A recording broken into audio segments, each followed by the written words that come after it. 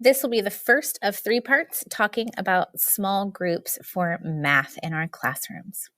During this first segment, we'll talk about why we need small groups, as well as how to use pre-assessments to plan our small groups. Before we begin, I have 2 shameless plugs. The first one is for the mathematical framework. We are all very familiar with the Common Core standards at this point, but I like to think of the standards as like the table of contents for a very important book, but the framework fills in the gaps and describes for us exactly what students need to be doing, what their work should look like, and what skills they need in order to achieve the standard.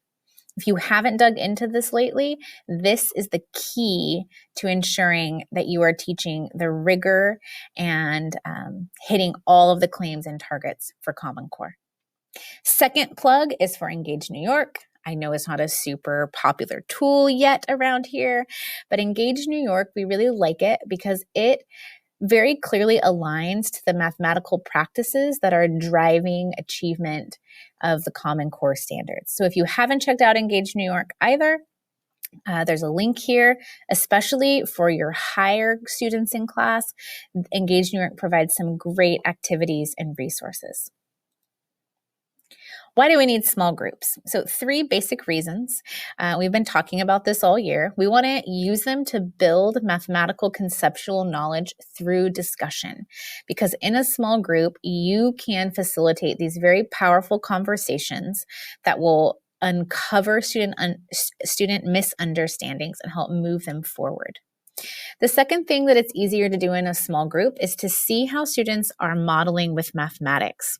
This is the perfect time to get out manipulatives, to draw pictures, to really help students begin to unpack their conceptual understanding of math through modeling. And the last thing that we're thinking about is using small groups to front load, reteach, and extend. And when we make our groups, each group will need a different amount of each of these. Oops, there we go. We also know there's been a lot of research the last 5 years about small group instruction in math. And on average, we're learning that it's adding about 3 months of learning to students. So those are students who are receiving small group are achieving about 3 months of learning more than students who aren't. We also see that it's improving what we call the productive focus. So this is time on task, working towards achieving standards. We want to highlight that small group instruction in math is a lot different than math centers. It's also different than math intervention.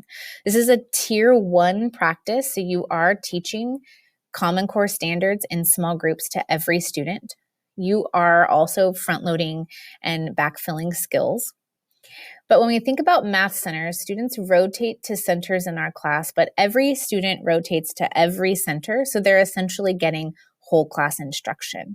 You may be differentiating because each center is accessing a different learning modality or providing a different way of expressing or engaging with the content. However, centers are still whole class instruction because it is one size fits all. Everyone's getting the same thing. When you're doing small groups, and we'll show a rotation for a class schedule, but other students are doing a variety of things. You're sitting at one space in your classroom and students are rotating to you. So the other students might be doing practice, cooperative group work, taking an assessment, or even doing pre-work that then they'll bring to the small group that you guys will correct or go through together.